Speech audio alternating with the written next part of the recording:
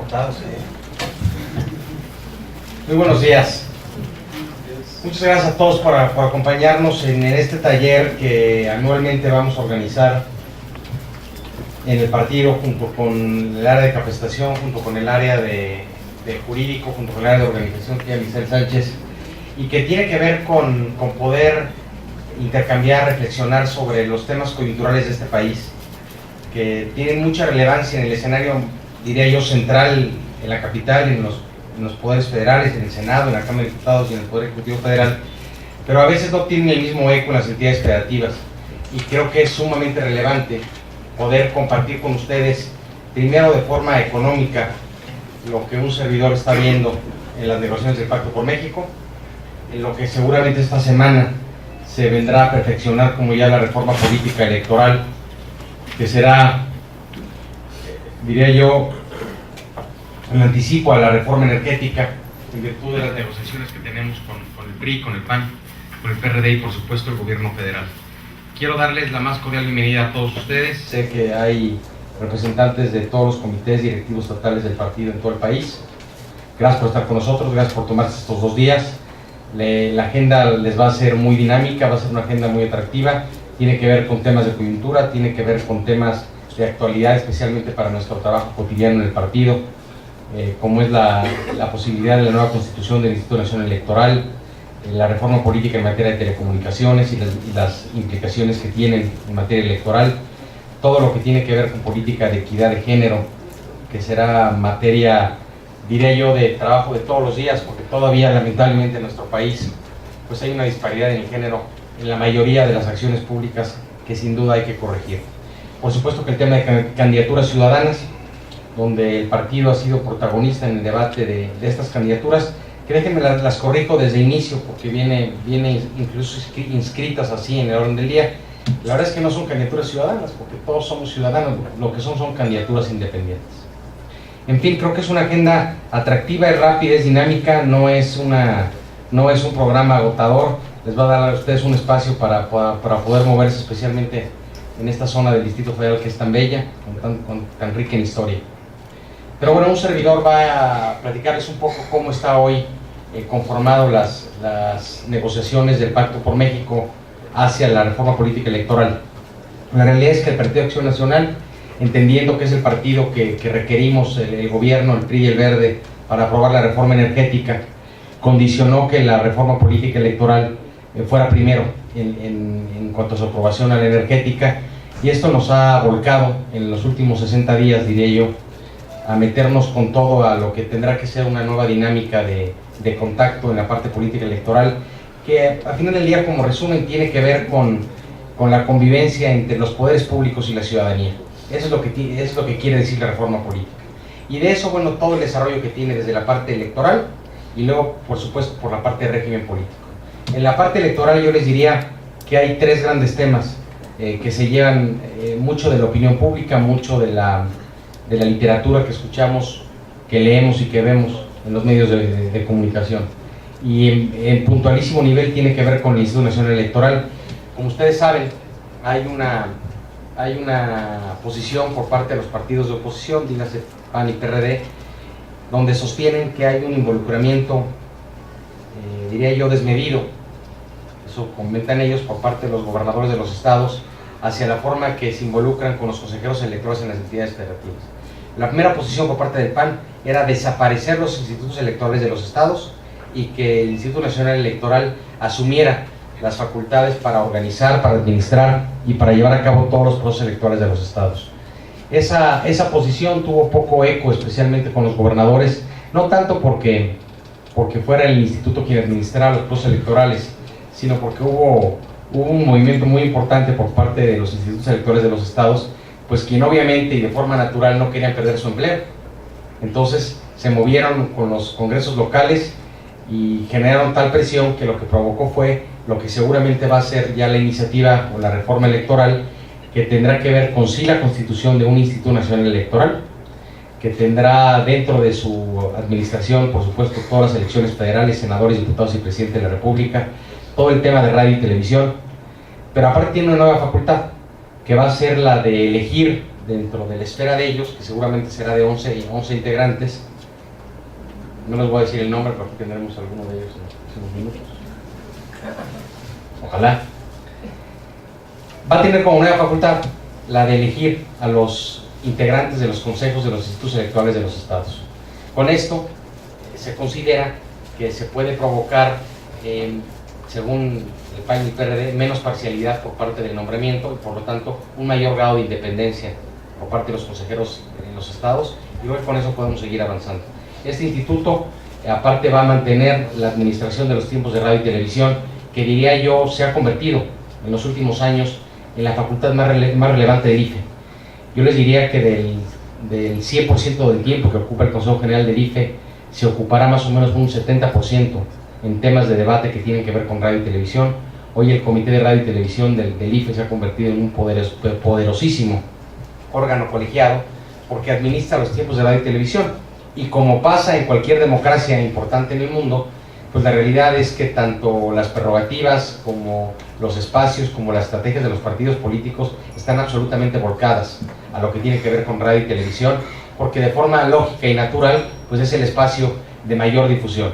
Un anuncio en radio, un anuncio en tele, pues tiene implicaciones en miles y miles de personas, y un recorrido en una colonia, pues tiene implicaciones, depende de cuánto trabajo haga el candidato, pero la realidad es una repercusión mínima.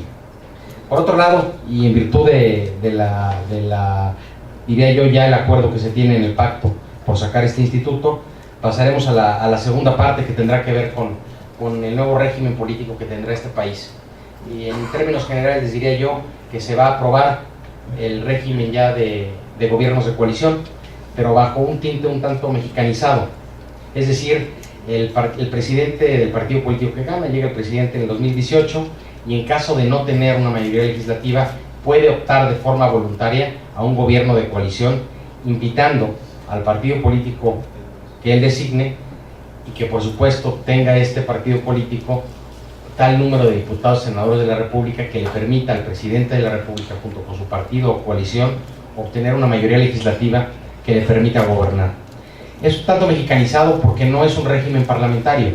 La verdad es lo que se busca es romper con este ciclo, que diría yo que el Pacto por México, como un instrumento político invaluable, lo ha venido a romper. Esa incapacidad que hemos tenido en los últimos, diría yo desde el año 97, para poder construir mayorías, y que lamentablemente la consecuencia de esta falta de consensos, pues ha provocado que la transición de México desde el año 97, porque diría yo que no inicia en el 2000, empieza en el 97 con el triunfo de Cuauhtémoc Cárdenas en la Ciudad de México, y con el triunfo de la oposición en la mayoría en la Cámara de Diputados en ese momento en contra del PRI y el gobierno de Ernesto Zedillo, o compitiéndole al gobierno del PRI y Ernesto Zedillo, empieza en el 97. Pero la realidad es que a partir de la llegada del PAN en el 2000, un poco de la lentitud hacia el paso de la transición a la alternancia fue por esa parte también. México era un país en ese momento prematuro, o era sus primeros enfrentamientos con la democracia mexicana ya de manera plural, y eso provocó que, independientemente los que estamos o los que damos un vistazo hacia el 2000, nos damos cuenta que se dieron muchísimas cosas relevantes. Por ejemplo, el Instituto Federal de Acceso a la Información. La realidad es que la sociedad mexicana, con toda razón, esperaba mucho más agilidad, mucho más dinamismo, mucho más prisa en la toma de reformas profundas. Si a esto lo llevamos hacia el año 2013, el actual, pues les diría yo que esta legislatura, y no porque esté yo, porque yo he estado en las últimas 3, lo que les comento es que sí ha sido la más dinámica. La realidad es que se han hecho 13 reformas constitucionales, más lo que viene de aquí al 15 de diciembre, que podrá ser la reforma financiera, la reforma en transparencia, sin duda la reforma política y la reforma energética.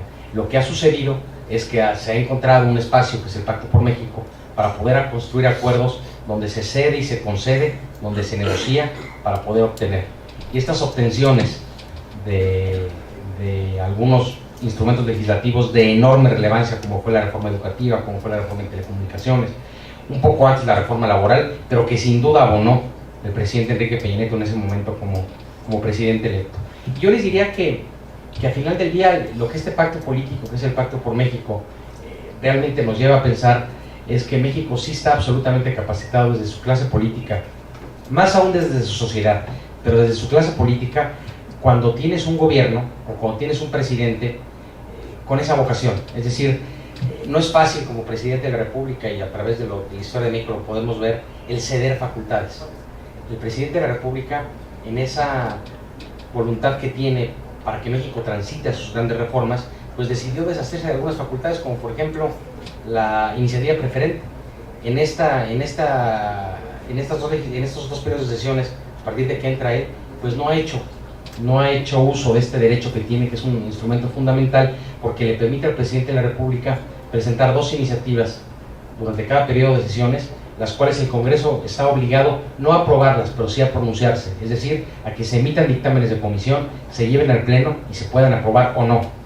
El presidente, entendiendo que había que abonar o habría que buscar darle mucho más apoyo y valor al tema del acuerdo, del consenso y de la negociación política, decidió deshacerse de estas facultades y ceder en muchos temas, porque hay que entender que para que este país, con tanta pluralidad, con este mosaico de partidos políticos, inclusive en muchos partidos políticos, en la parte inherente a los partidos, hay diversas corrientes que uno, en el caso del PRD, yo a veces me pregunto, ¿cómo puede ser que esta corriente y esta corriente puedan convivir en un mismo partido político, cuando son absolutamente antagónicas? Y los une tal vez un tema como la no reforma constitucional en materia energética, pero fuera de eso no los une nada. Y este mosaico, esta diversidad, imagínense afuera de los partidos políticos, pues nos lleva a entender que se tenían que tomar decisiones de profundidad, y creo yo, y aparte lo subrayo, el trabajo de sesión y de política del presidente de la República y de su equipo más cercano, de Aurelio Nuño, del secretario de Gobernación Miguel Ángel Osorio y sin duda el secretario de Hacienda Luis Videgaray, pues han llevado a que por fin México que nos permita transitar hacia las reformas.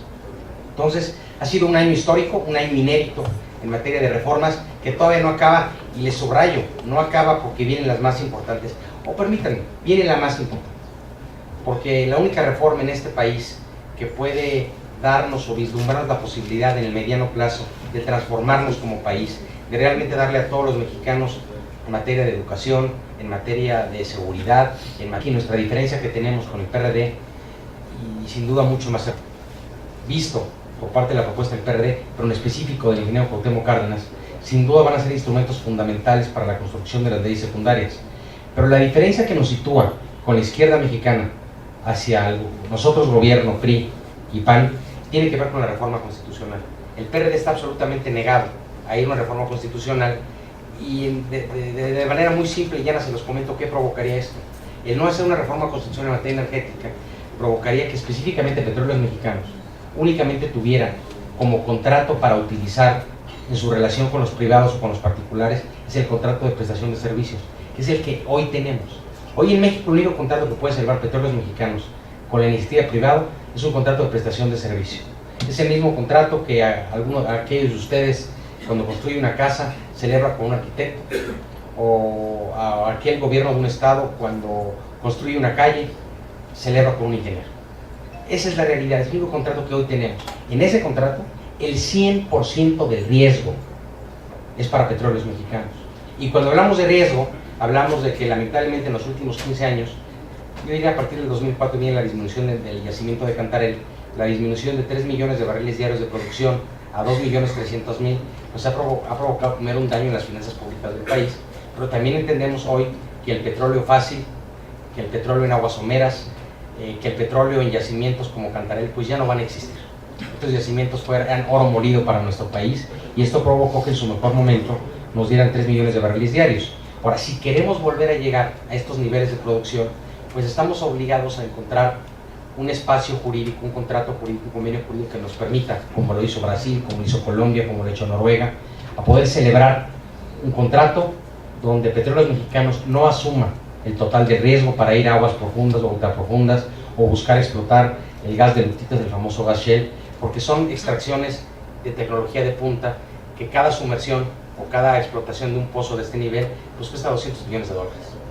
Y por $200 millones, cuando tienes un grado de no encontrar crudo del más del 65-70%, pues creo que no es justo, no es negocio y no tiene lógica que el riesgo sea únicamente del Estado mexicano, es decir, de Petróleos Mexicanos.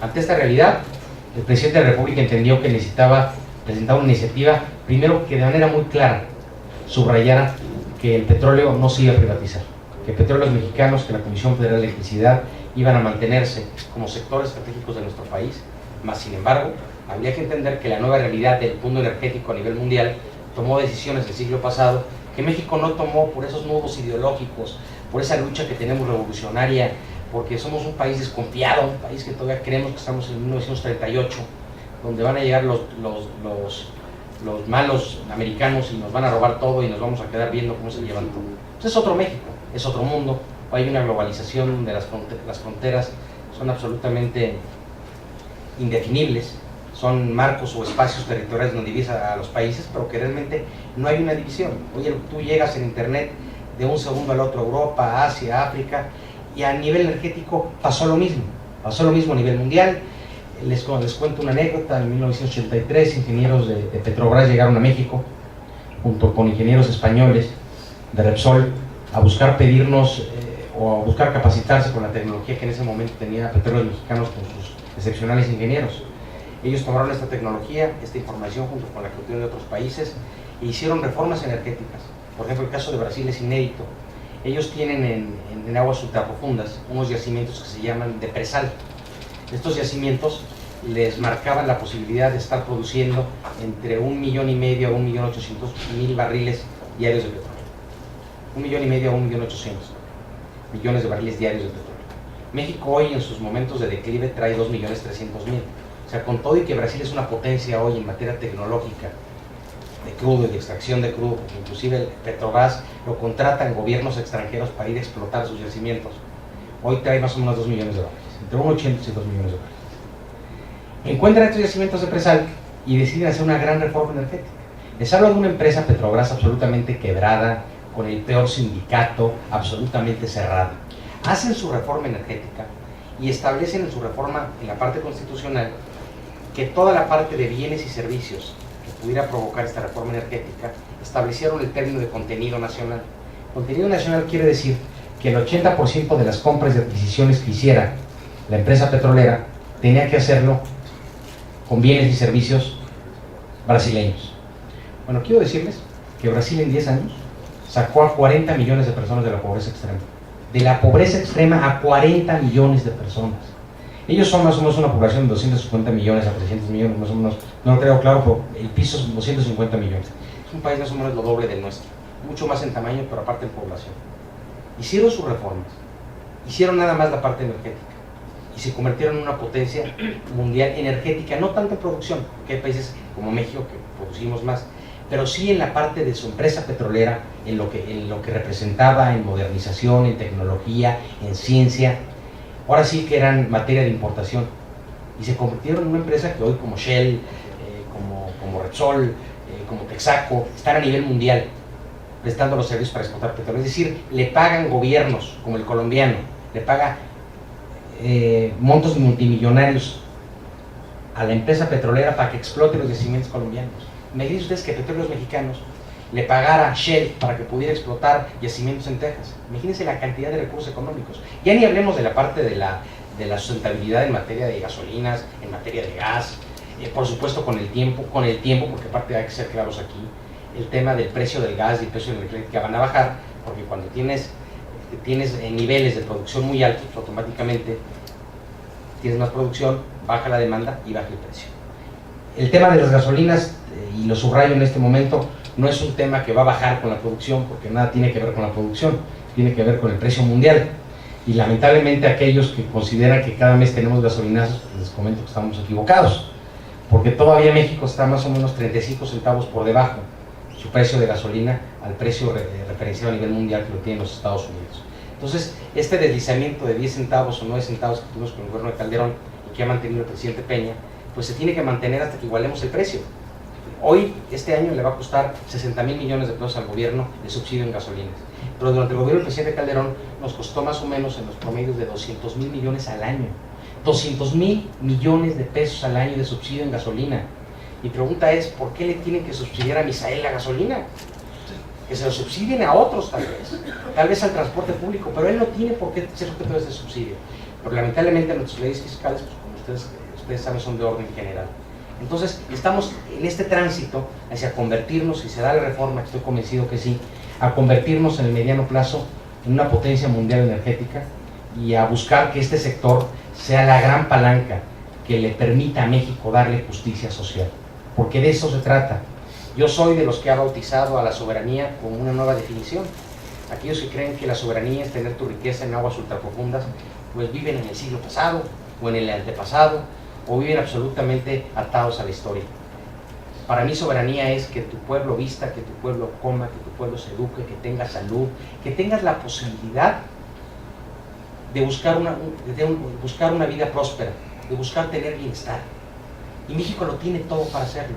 Lamentablemente, la lentitud en la toma de decisiones, que seguramente nuestros nietos, cuando vean esta generación de políticos, van a decir, oye, pues no lo hicieron tan mal, porque en la historia de un país 15 años no es nada, y esta ha sido la parte de transición que seguramente nos vamos a tardar para tomar decisiones de gran calado, decisiones profundas que le permitan a México transitar hacia una nueva historia, una historia de éxito, una historia de un país ganador, una historia donde tienes una sociedad crítica que cuestiona, como está empezando a pasar en México.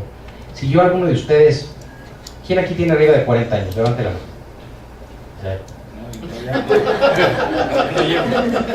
Por respeto a mí, por lo menos.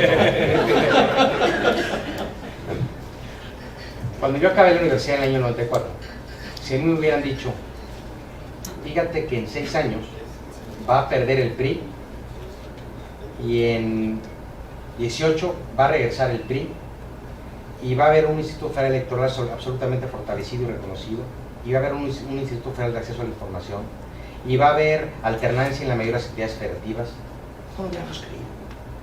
Pero lamentablemente, y aparte qué bueno, la sociedad mexicana se está empezando a acostumbrar a la vida democrática, esa vida donde se cuestiona, donde se exige, donde te conviertes en un actor principalísimo. Pero si aparte a todo esto le sumamos las nuevas tecnologías como las redes sociales, que han venido a ser o el mayor enemigo o el mayor aliado de un servidor público o de un político, porque puede ser tu gran aliado o puede ser tu peor enemigo. Yo he vivido unas cosas en redes sociales que, bueno, un día durante la campaña federal del año pasado me empezaron a insultar durísimo, durísimo.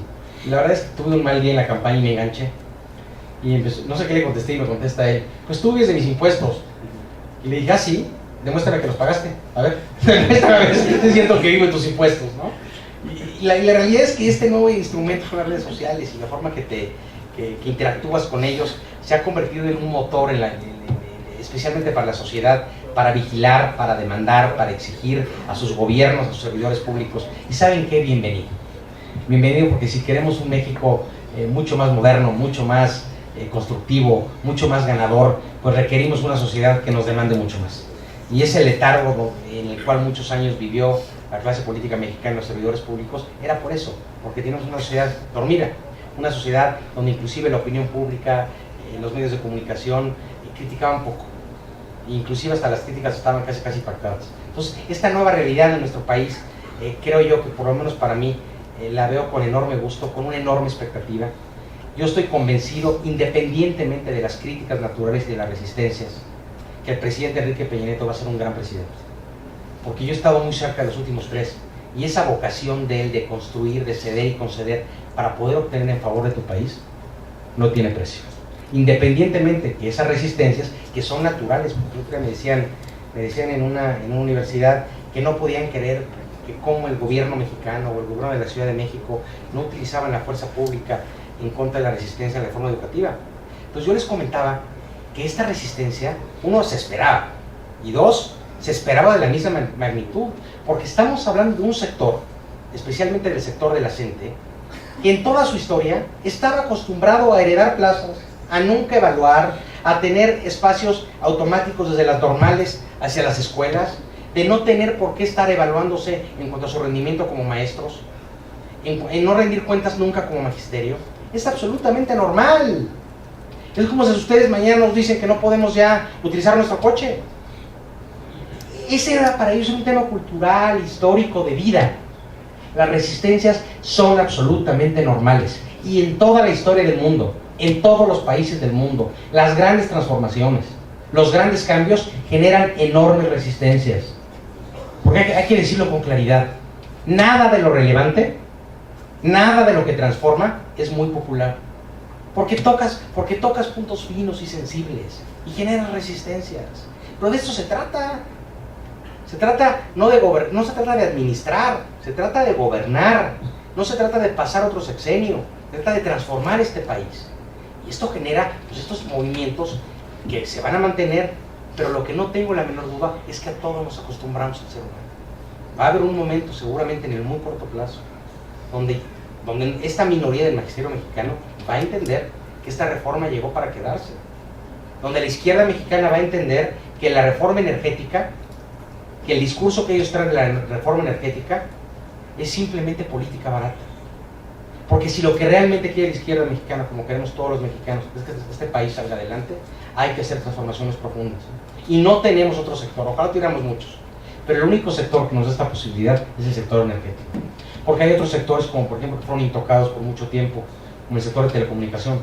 Ya hicimos la reforma, y este sector nos puede dar un crecimiento anualizado de 1% del PIB, 120, 130 mil millones de pesos.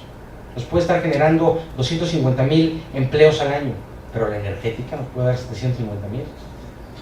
Como nos puede sacar, nos puede generar un movimiento, una explosión en el corto plazo en materia de empleo jamás vista en nuestro país. Entonces, la verdad es que yo estoy muy emocionado por lo que viene. Quiero decirles que la relación con el presidente Peña y con su gobierno es formidable. Nos toman como partido en el gobierno, nos asumen como aliados permanentes, estamos sentados con ellos en todos los acuerdos de la mesa de reforma del Pacto por México, y eso también nos llena de responsabilidad, porque si creemos en este proyecto de país, tenemos que dejar de lado algunos temas personales, porque nos pasó, por ejemplo, la reforma hacendaria, había temas que eran cuestionados y demás, pero lo que se busca no es un proyecto personal, no un proyecto de una entidad, sino un proyecto de país. Nuestro gobernador, el gobernador de Chiapas, lo entendió perfectamente bien. Él tiene una zona fronteriza importante en la zona de Tapachula, pero entendió que era muy relevante la homologación del IVA y que este esquema de régimen especial que vivían algunas entidades federativas y que sin duda les ayudó para detonar crecimiento económico, era absolutamente injusto para otras zonas del país. Yo platicaba con los amigos de Tijuana, con las cámaras de Mexicali, de Rosarito, por supuesto de Tijuana, y yo les comentaba que ante ese análisis de justicia, ese análisis, lo que habría que pensar es que por qué no le reducimos el IVA a Guerrero, a Chiapas y a Oaxaca, que en su caso merecerían la posibilidad de ellos, justificada por la pobreza en la que viven, de tener un régimen especial, cosa que no va a pasar. Pero este régimen especial es un régimen temporal que se mantuvo para estas entidades. Hoy creo que ya no había justificación, se dio absolutamente natural las resistencias, como se los comenté. Pero las cosas están pasando en México por fin. Hoy van a escuchar ustedes a gente muy talentosa, empezando por el maestro Arturo Sánchez, a quien lo quiero presentar aquí. Es para mí uno desde la historia del ELES. Un aplauso, por favor.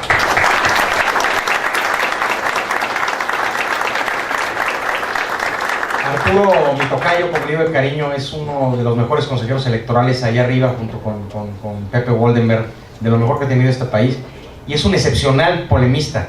Tuvimos debates históricos, él y yo, en la mesa del Consejo General, y siempre me ganaba porque él era la autoridad. Me ganaba porque es un hombre de argumentos, y es un hombre, aparte, muy justo. Es un demócrata de esos empedernidos, que cree que la democracia es un tema que hay que vivirlo. No nomás hay que decirlo, hay que vivirlo, hay que demostrarlo con hechos. Nos va a hablar del análisis del Instituto Nacional Electoral. Va después a venir otro exconsejero, Francisco Guerrero, nos va a hablar de la reforma en materia de radio y televisión en cuanto a los partidos políticos nacionales. Luego ya en la tarde estará la maestra María José Franco Rodríguez, que nos va a hablar de la reforma pendiente para lograr la paridad de género, que como les comento es un tema absolutamente pendiente. Luego viene el maestro Virgilio Andrade, que también fue un gran consejero electoral. Él nos va a hablar del papel del Tribunal Electoral Oficial de la Federación en cuanto a la reforma política electoral. Y luego ya mañana vendrá el doctor Aldo Muñoz y nos va a hablar de las ventajas y desventajas del modelo de candidaturas. Está registrado como ciudadanas, pero yo las denomino independientes.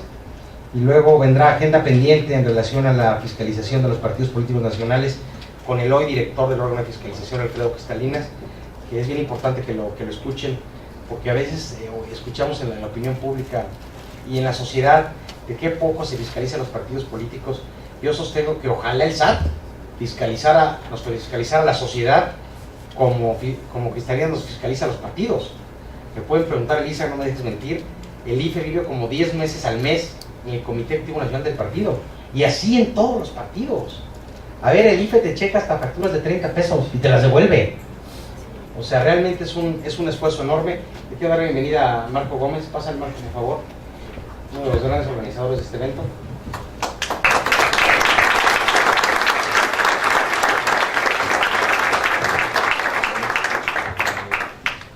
Estamos culminando la presentación. Y luego al final, yo, si no tienen inconveniente, de manera muy breve les daré la clausura, pero les pido que aprovechen. Se van a hablar de temas que normalmente no se tiene mucho acceso a ellos, y aparte con personalidades de primerísimo nivel. Es un esfuerzo que está haciendo el partido. Quiero una vez más agradecer a Marco por la organización, a Elisa Uribe por este espléndido evento, y saber, y se lo subrayo, lo vamos a buscar hacer mucho más seguido, por lo menos un par de veces al año. Felicitaros a todos ustedes por todos los esquemas de reafiliación, que ya estamos llegando al final, porque como ustedes saben, el IFE ya está exigiendo padrones abiertos, claros y certeros para cada partido político. Me da mucho gusto comunicar e informar que estamos muy cerca de la meta. Felicidades a todos ustedes. Y bueno, ya mañana les daré todo feliz Navidad. Voy a dejar el espacio en el que yo no estoy por estar en reuniones ahorita ya a finales del pacto a Misael al cargo. Les pido que lo respeten, aunque no, lo respeten. Pero muchas gracias a todos ustedes. Bienvenidos.